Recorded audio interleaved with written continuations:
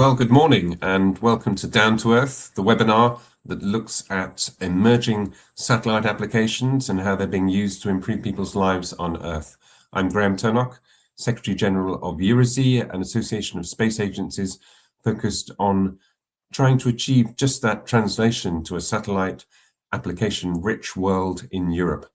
So we're very glad to have you here today to hear from two amazing speakers in the field of disaster risk management, an area where satellite applications really are making a big impact at the moment. And with me today, I have Charlotte Wirion, who is the co-founder and Chief Technology Officer of WEO, a European climate tech company based in Luxembourg. And then I'm also delighted to have with me Laura Moreno, who's the co-founder and Chief Executive Officer of Earth Pulse, again, a satellite intelligence company based in Spain.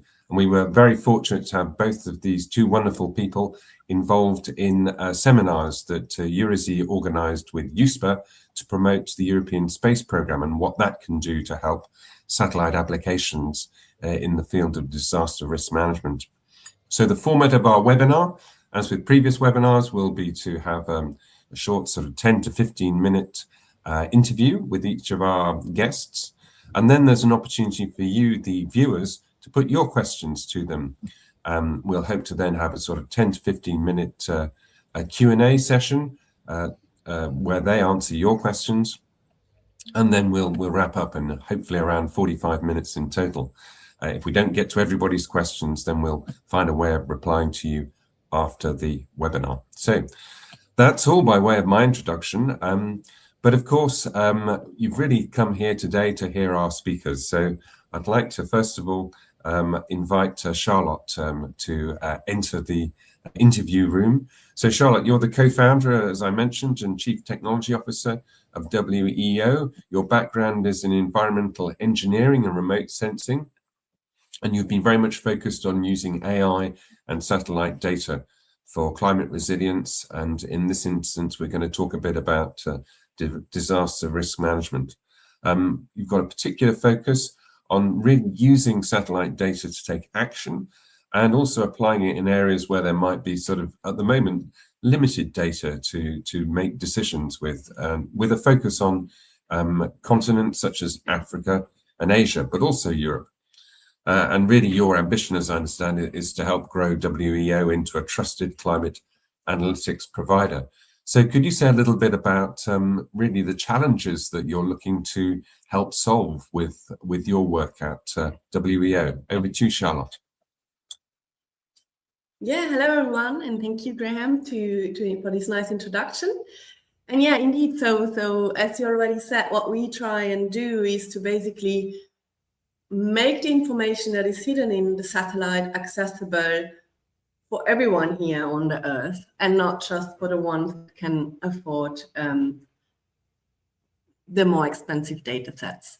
So it all started 5 years ago, and my co-founder Imeshi and myself, we were already working with satellite data, and we realized that there's a lot of information hidden in them that is actually not accessible for the decision makers or for the people that need to get this information. And so the main ambition we had, or main goal we had to start with, was to make this accessible. And so how we try to do this is basically to take the satellite information and get the detail out of them that is needed and convert it into actually understandable indicators that can then be used. And yeah, so that allows us to fill basically the gap of like outdated data, because the satellite is available regularly and it's unbiased. So it's not just data that can be there on a project base, but it's data that can be there on a very regular way in order to provide it, for example, for preparedness of disasters. Yeah. You're on mute, Graham, so we don't hear you anymore. Sorry, well spotted, Charlotte. There was a truck going past outside, so I muted briefly. So what sort of particular disaster scenarios have you been addressing with your work? Yeah, so we've been actually starting off a lot working on urban heat. So looking at heat risk and about the impact it can have on many different aspects. One is, for example, people themselves that are vulnerable to extreme heat, such as elderly or young, but also obviously then workers, but also it can have impact on cattle or others. And then we have broadened this. We have done a lot of environmental analysis looking at vegetation, which led us to also look at wildfire risks and analyze basically the propagation of wildfires through vegetation and the risk it then poses to communities, remote communities, isolated communities, but also to little villages and assets such as ground-based solar panel installations and others. So here it's really about how this can spread through the vegetation and what can be done to be prepared and to basically avoid this risk coming too close. And similarly, we have been also looking at flood risk. So basically looking at how in urban areas or in communities, the flood risk can be increased by, for example, the increase in ceiling surfaces, the reduction of retention of rainwater, and then which properties or which neighborhoods are more prone to these risks than others, and what could then be looked at for solutions. And just before we go on to the solution, so what you were saying earlier was that really satellites are providing a very sort of rapid and available data set. What sort of data is there without satellites currently? So just to understand the baseline from which you were working. Yes, so usually there is information based on either it can be once-off projects that have been done with a full-scale study. It can also sometimes be in collaboration with, for example, universities, or actually something that is done directly by the government, for example. And then, of course, there's a lot of local knowledge as well, usually in communities from back in time and from basically knowing their lands and what's happening historically. And so maybe the idea here was to basically bring it all together by complementing it with satellite data. The satellite data allows us to go beyond like the borders that the community might have and look at it at a bigger picture. It allows us to fill the gaps that are done project-based because we can update it regularly. And it allows us to basically then understand the local context together with the broader context and then try to find solutions that meet the needs of the local communities, but also include the understanding of this broader context. That's really what we're trying to do here. Great. Well, I think let's go on to the solution that you've developed. I think you've got a few images as well to give us a bit of a sense of what impacts they're having. So go ahead, Charlotte. Yeah. So this is actually what we have been discussing, that basically we have satellite data, it's globally available, and VIO has been focusing on using openly available satellite data to make this accessible for everyone here on our Earth everywhere. And so what holds us a bit back to use this data, even though it's openly available for everyone, is the native resolution, which might sometimes be too coarse for communities, for cities, and for then in that sense also decision makers. And so the first step for VIO and the main goal was to get the detail out of this coarse resolution to the detail that is needed by our clients in the end. And so the main hack is built on this to extract it at more detail by combining it with other openly available data, such as octophotos, but also local information that might be available. And so, yeah, that's what you see here on the image. This is a city in Europe, actually. And from there, then we can understand the risks. So we have the information with the detail we need. And if you go to the next slide, we can see actually then a bit what I've been talking about already. So we analyze the vegetation to understand, for example, in wildfire risk, understand where is the location and how can it spread the wildfire to my asset that I want to protect or to my community that I want to protect. where is it, but also in what condition is it? Is it water stressed or not? And this information is in the satellites because we have the advantage of having a lot of spectral information that might not be in our orthophotos, for example. And so this allows us to then understand this by combining the different maps that you see here into a joint understanding of the risks, and then including as well what potential solutions could be there. And that's also, the whole process uses AI, but a lot of the AI is also coming into this understanding and then proposing solutions, many times in combination then with what we get from the local authorities or communities. So it can already be reports that have been done in the past, it can be evacuations plans that they're having, it can be even more local knowledge. So in the next slide, you can see when we work with communities, so every community member is able to comment and give us his own personal experiences. Of course, then we have to, this is then filtered again using AI in order to filter out the comments that are useful, but then it's fed back into our risk mapping and especially also the solutions mapping using this information. And it's really for us an important part to not just provide what we get from the satellites, but to make it accessible, understandable, but also to integrate this local expertise, to not miss out on that one, which we think is very valuable.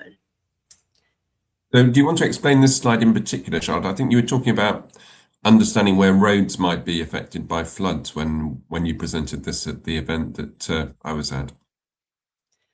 Yeah, so indeed, so this is a bit how our portal looks like. So I mean, I will not go through every detail, but indeed, so there's different details that you can see here. So when you see the trees that are located, and then you see the little community that is quite remote in Australia here. It has been done. This portal has been co-created with the Red Cross in Australia and the local community. And basically, the information we could get from the local community is indeed a lot of this detailed knowledge. So, for example, we have our flood risk assessment, but then the local community knows in detail which streets are the ones that are regularly flooded and which streets are not, for whatever the reason is. They also understand if the trees in their backyard have actually been recently pruned and therefore will not bring the fires too close to their house, and so on. And so when they comment on this feeds into our database. This allows us then to feed it into our AI models to increase the understanding behind it. And of course, we then also implement that again in our risk mapping and also in the solutions to say, okay, actually, we know this street is regularly flooded. So what could be our potential solutions looking upstream? And then on the other side, this street is never flooded. So what could be the reasons why, which then gives us again understanding of why that street isn't, for example, and what could be done in other locations. Brilliant, brilliant. So really you're combining this local sort of data with the satellite data to create this very fine-tuned analysis of what and prediction of what could be happening on the ground, if I've understood it. And then I think you want to tell us a little bit about the impacts on people. Should we come on to that? I think you've got a great final slide on this. Yeah. So what happens a little bit is that in certain areas or in remote communities, they don't necessarily have the tools that we have in cities where they have a whole maintenance team and so on that does the maintenance for them. And so in this community, for example, they were more or less not on their own. And as many times it happens as well, communities grow older. And also there was a big proportion of women. And so when we did the risk assessments, they wanted to be able to actually prevent this risk and do something for preparedness. And so what they decided to do is to learn themselves in order to do that maintenance. And so due to this assessment, they actually got provided a chainsaw training where they could learn to maintain the vegetation, to keep it trimmed so that it wouldn't bring the wildfires too close to their houses.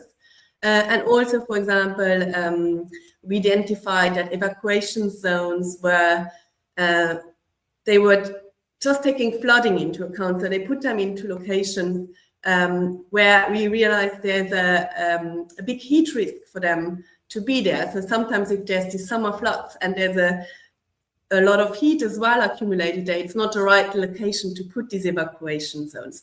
So this is the beauty of combining it, bringing it all together, because you can then assess it in a broader scale and understand a bit better how to plan and prepare. Brilliant, brilliant. Well, what a fantastic image to finish on. Well, thank you very much, Charlotte. So do come back for the questions. And just to remind our audience, please put your questions in the chat as we go along, and then we'll be able to sort of pick them out and answer them after the speakers have presented. So my second speaker today, I'm delighted to have Laura Moreno, who's the co-founder and CEO of EarthPulse. She's got 20 plus years in the European space ecosystem, and she leads on strategy, very much to turn satellite-derived insights into practicable, accessible tools. So really a key theme today, making sure satellites have a practical impact. Formerly, she's worked at ESA and in the private sector, very much a specialist in Earth observation and data analytics, also with experience in geospatial modeling. And she's more generally very involved in cross-sectoral leadership. With that, Laura, could you tell us a little bit about the problems you're trying to solve at EarthPulse? Sure. First of all, hello everyone, and thank you very much, Graham and Irisi, for inviting us. We're glad being here. So the mission and the vision that Charlotte was talking about is like very common and very similar to ours. We try to really turn this data into usable data for non-experts.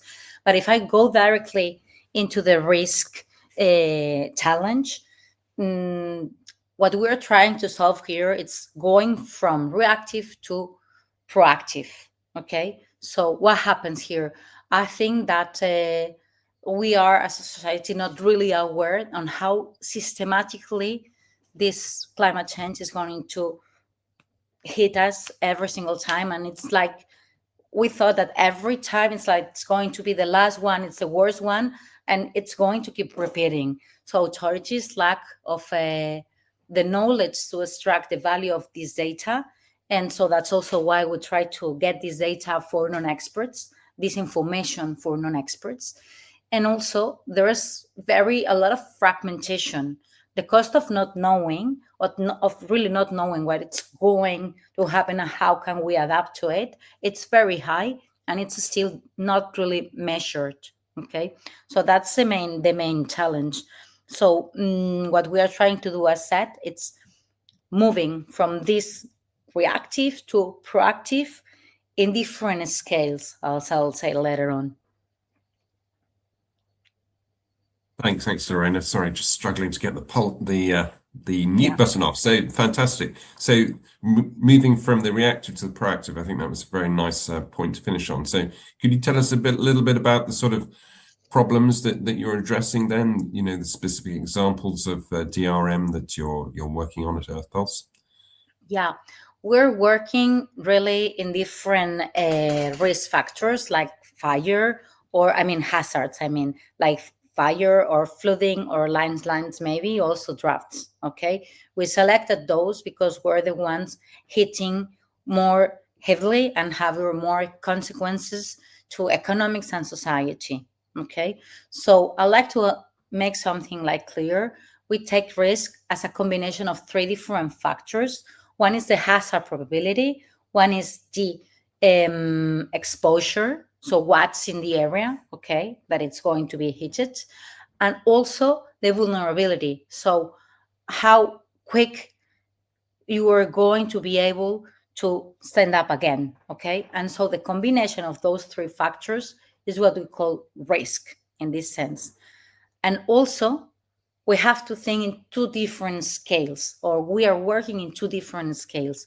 One is like the long-term scale, where the projections of climate are very, very important. And that's for adaptation, of course, but it's like kind of for planning, no? Like, okay, you better protect this area because it's like more prone to be flooded than this other one, or you better not build anything there because it's a exposed area. Okay, and there's the other time scale where there the meteo it's like turns to be more important, the meteo forecast. You have like a baseline of risk, which can be also dynamic, but it's like week by week, for example. And instead of applying like climate projections for years, what you do is you force the system with meteo projections, for example, so you can get like early warning systems. And there you get operational intelligence somehow based in this data from space. Space is giving you data for the base risk, but it's giving you also the data for the media, it's giving you the demographics, it's giving you many things. So the whole combination of different indicators is what it turns in a projection or a simulation, okay, to plan better, or it turns in an alert to really operate in time. Brilliant. That's very clear. The sort of long-term planning and then the sort of short-term operational management. And can you tell us a little bit about the type of, I think you're quite focused on infrastructure, risk management. Can you tell us about the sort of infrastructure that you're looking to protect from your work? Sure. In one hand, we have all the cities and society, okay? And the other one, we have a lot on utilities, okay? So we work for cities or regions, and we work for utilities as well, okay? And of course, insurance, that's insure the utility. But which kind of utility? It's roads, it's rails, it's also power lines, are normally linear utilities. Because it has a lot of sense that satellite data, which is global, it really operates good at big scale, you know? So in the end, if we are like in a very small and specific area, it's maybe not worthy to use that much of satellite data because it's maybe not cost effective. But when you are a global company having assets all over the world, then it's when space data is brilliant and it's very cost Amazing. effective. And would you like to, I think you've got a few images to show how Yeah, you've sure. particularly sort of managed a risk in one country. So would you like to take us through some of those? Sure. Yeah, that's for example, I was telling you about these two different scales. So these ones and the first slides that we can show are about the long-term scale in order to plan. That was, for example, in República Dominicana, in Dominican Republic, a project with ISA and World Bank, where ISA is like the one delivering the procurement, and the World Bank and other international financial institutions are the final users. Here, what we had to do was assessing with the different climate projections the risk of flooding and the risk of landslide. Okay, so if you go through the slides, you will see the different perils. No, as I said, that was flooding. This is hazard, and here we have to first build a baseline. We had to do a gap. I mean, one of the things that we always have to do at first, it's build the baseline. Normally, the data, it's scattered into different authorities. So we have to gather all this data, put it together, build the baseline, and do that gap analysis and say, okay, let's see if with past satellite data, we can cover the gap that we have with the data that it's in between the different authorities. Once we do that, we have like the baseline for flooding and the baseline for landslide hazard, okay? But this is only the hazard. Then you have to work on the exposure and the vulnerability. Then if you go farther with the slides, you can see the diverse projections depending on the IPCC scenario. Which are the IPCC scenarios? The IPCC scenarios are, IPCC is an institution that does different projections for the climate, saying, okay, in the best case, we're going to increase 1 degree, and in the worst case, we're increasing 5 degrees. So what is going to happen in each of those scenarios? And so we take the baseline and we say, okay, let's see what happens in the best case scenario, in the middle one, in the worst one, so they can really see how it's going to evolve in terms of landslide and hazard. And if you combine these two together, it turns that in República Dominicana, for example, there were like not many places where population ideally should kind of be. Okay. And well, this is like, as I said, if you go farther through the different slides, you can see other IPCC scenarios. This is, you can see here that the risk is changing depending on what would it happen. We're working on what if scenarios all the time. Okay. So the planner, it's able to say, and if it happens, how it's going to be hit the population. And this is simply how we collect the information, we prepare the information, we did the flooding hazards, we have a lot of data. We have to, I mean, it's very important what Charlotte says also. I'm almost always forgetting to talk about it, but what it has changed the last years is like the computational power that the AI is giving us enables that this data, it's really also brilliant. It's AI, it's a key enabler for Earth observation data because the computational power, it's unmatched, and we can do unsupervised processing of many things, and we're able to process a lot of data in a very short time. And well, we process a lot of years of data in this case. And if you go farther, I think you will be able to see on the slides. If you go on a slide farther, I don't know if there is any other slide here. Yeah, this one, exactly. Thank you. So this one, it's the other case in the terms of not in that's also landslide, but this is in the other time scale. This is for operational intelligence, like what is happening today and what's going to happen tomorrow. In this case, we're mixing, also thanks to our partner Detectia, we are mixing like the subsidence data with INSAR processing. We are mixing vegetation trends, humidity, because the humidity fixes the terrain, the vegetation fixes the terrain. Okay, humidity is very important to see also. It's a factor in the landslides. We mix a lot of other data like the past events and the geological information of the soil, etc. And we build a model. This model is going to tell us the risk like today and the forecast, and it's forced by triggering factors like metadata, which are found when you build a model. You see which factors are weighting the most. Okay. In this case, was the accumulated rain at 20 days the most important factor.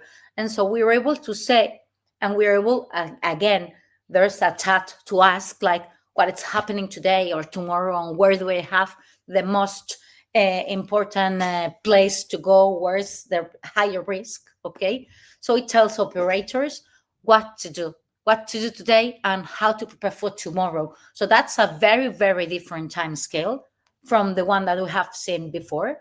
And I think that tackling risks should take a combination of both. Great. So in a nutshell, you've used quite a long time series of information so that you can create a model using AI of how effectively things like rainfall or drought or indeed average temperature will affect the risk of landslide. And then using that model, you both create this risk map, but also you're able to predict in real time where perhaps an accumulated period of rain may lead to risk in a particular area. Has this now been put into practice? Are decisions being made on the back of your analysis? It's operational. And here what we are saying also is that we have to, as a startup, we have to build a lot on the SLA and the legal things to mind here, because in the end, this is an information system. The decision it's like taken by the operator, but it's operational. And it's when you go to operational, there are many other things to take into account that at the beginning, as a, let's say, scientist or coming from this sector, you really never think about, but it's starting to be very interesting and real, you know. And in the case of the Dominican Republic, there, who is the user for you? Who are you The providing user this in to? it's World Bank in the Right. Republic, okay, in the Dominican Republic, and it's an utility. In this other case, in Chile, that was Chile, the one that I show. It's an utility, so both public and private. And it happens also that in many countries, the utility is also public, so it's all kind of together. Amazing. Well, thank you so much, Laura. That was really, really fascinating and really encouraging, actually, that we're now in a position to manage far better these really serious risks, both to people, to the environment, and obviously to sort of key economic infrastructure. So let's go on to the Q&A. So Sure. We look to our back office team who are hard at work going through the questions. Here we are. We've got one from Daniela. So thank you for your question, Daniela. So the question is, from your experience in Central Europe, including countries like the Czech Republic, do public authorities make sufficient use of satellite data across all phases, or do they tend to use it mainly after the crisis has occurred? And what would strengthen trust in satellite-based information? Well, I guess that's a question for both of our speakers. So who'd like to go first? I see Charlotte nodding. So Charlotte, why don't you go first? Yeah, look, no, I think it's a very good question. And I do think in Europe, there's a huge focus on near real-time monitoring of actual hazards when they occur, and then after hazards to monitor the recovery and monitor the damage that has happened. And there's still much less focus and budget on the preparedness and planning before hazards. I do think it's something in general where we have to step up, and it's something that became very clear in Spain this year as well. I guess, Laura, you might know as well, but like we work with communities in Spain, and there are these wildfire plans they have to do for their communities, but a lot of them are just done as a have to do and are not really updated with actual data. And I think that's what now we are realizing with these hazards happening more often, more unpredictable, spreading quicker. We need to update those plans more regularly, and we need to account for a wider range of information as well, going beyond, as I said, beyond our communal borders, but also understanding a little bit more how do things spread, and it just doesn't just happen in this specific location. So I do think it will change. I think the trust in satellite data is increasing as we go, also by having more and more of us producing this type of product. But it's something we have to build on, I think. Laura, maybe you want to step in as well. Yeah, you know what happened? That many times the mandate is different. I mean, it's also a political thing. It's different departments, it's different authorities. I mean, the preparedness and the reaction are many times in different authorities or different entities. So that should be kind of together. What you said about Valencia, a year before it happened, we were indeed talking with the emergency unit, and we were speaking about preparedness, and it's like out of their mandate. It's completely out. That's for another unit, which is really not so relevant when something happens. So are like very disconnected. And I think that the awareness in Europe, it's there, and this is a thing that it's going to change. But we have, as I said, everything is super fragmented, and this is one of the main challenges that I was saying at the beginning, the fragmentation and the fact of changing from reactive to proactive. But I think it's changing slowly. Yeah, I mean, I guess we often hear about crises in Europe when things get completely out of control and something very bad happens. And I wonder whether if we can try and promote success stories of where people have managed and mitigated, a wildfire, a landslide, or a flood because they did the sort of thing that we've been talking about today, then that will create, I think, as you were saying, Charlotte, a huge expectation on local authorities that they do take action, they do manage these risk analyses proactively. Because if they don't, they're going to be asked why they didn't when the tools exist. But the measuring this, I mean, as you said, after something that happens is what it's being done. Ideally, you have to measure it kind of before, but the cost of something that doesn't happen, it's very difficult to measure. I mean, the cost of avoiding, how do you measure the saving of avoiding if you don't have the example like of a crisis hitting? You know what I mean? The cost of not knowing and measuring it or putting into value before it happens, it's being very difficult. But maybe also, as you said, go on, Charlotte. Sorry, just one last comment, and then maybe also, as you said, Graham, I think one thing is as well that actually it's a circle, right? So the recovery again is also the planning, and I think that's also how we can close this circle and also stop looking at it in two different spaces, because actually we do need to look at preparedness and planning when we do recovery. Yeah, so that, just to close that. No, very good point. As you say, DRM is very much a circle and a cycle, and we should absolutely take the learning from events and then factor them back in, because I'm afraid the truth is they will happen again.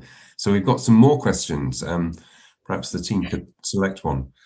So a question from Torsten to Laura: who are your clients today, and are your engagements with your clients one-off or long-term based? So yeah, are you getting sort of repeat business and operational service demands? Over to you, Laura. So hi, Torsten.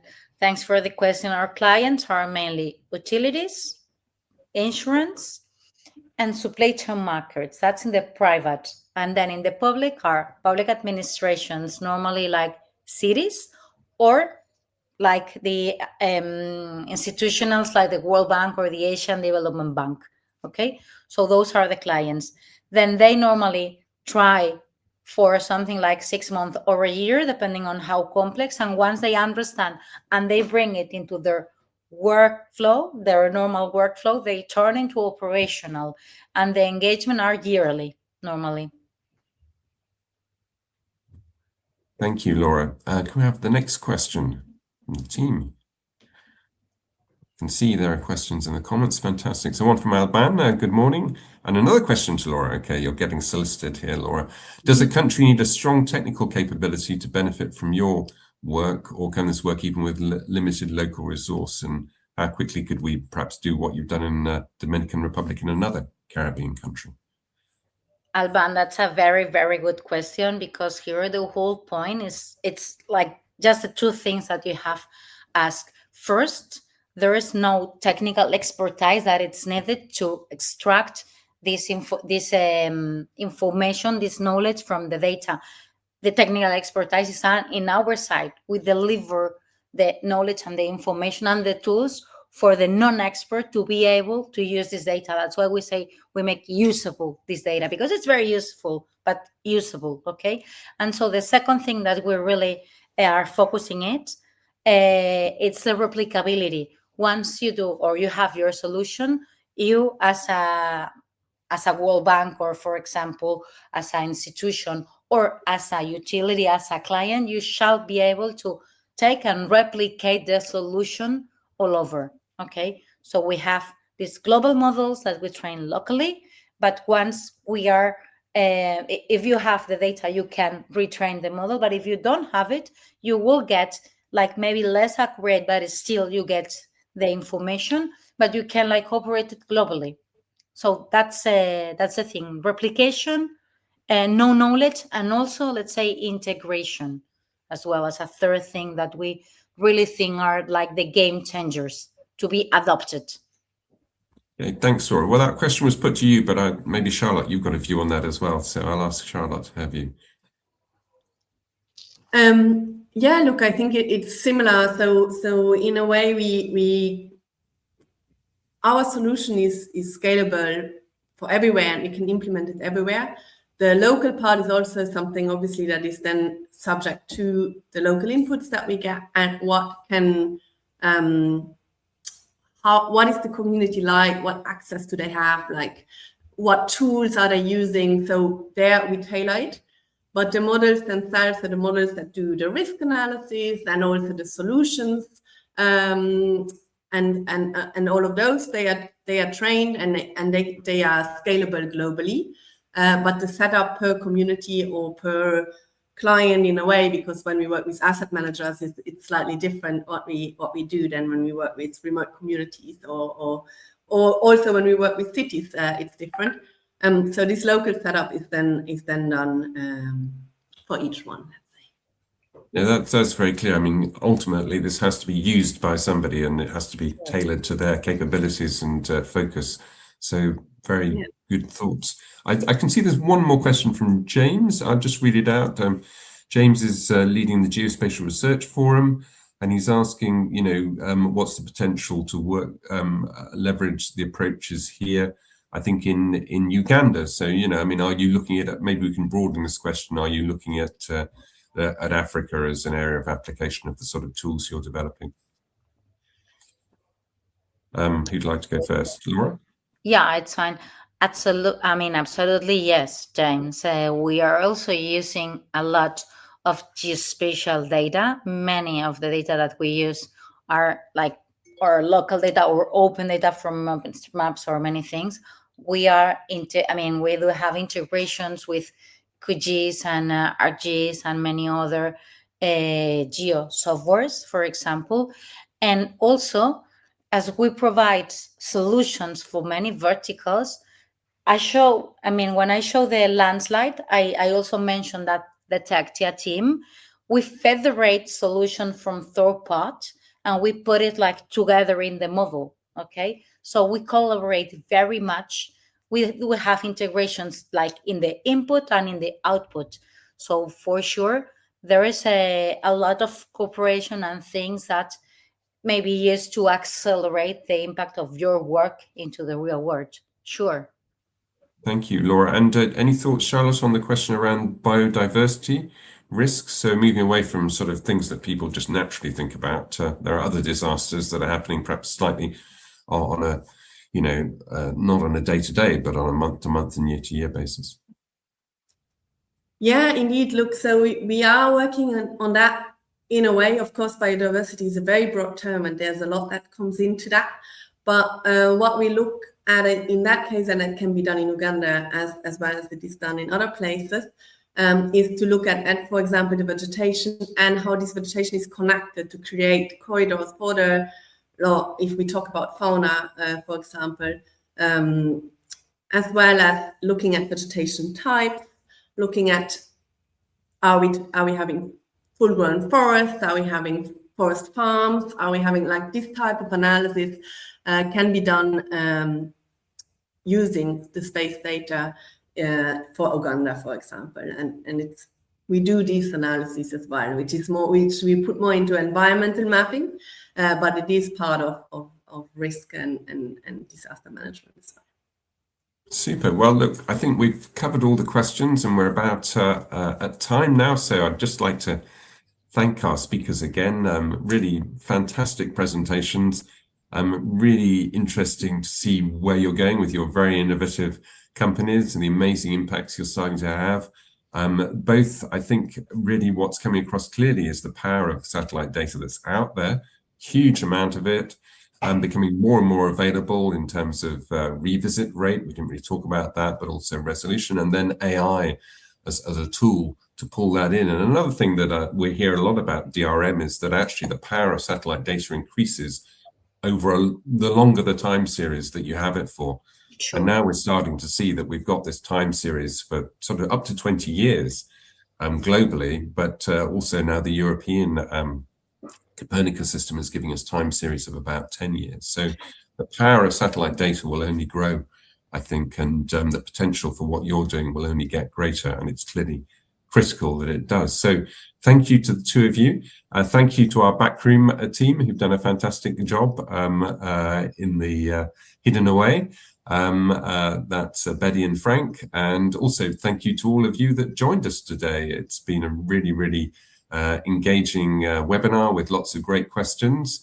And just to say, we'll be taking a pause now for in the new year on Down to Earth, but we hope to be back with you soon with another area of application of satellite data. So thank you once again and goodbye for now.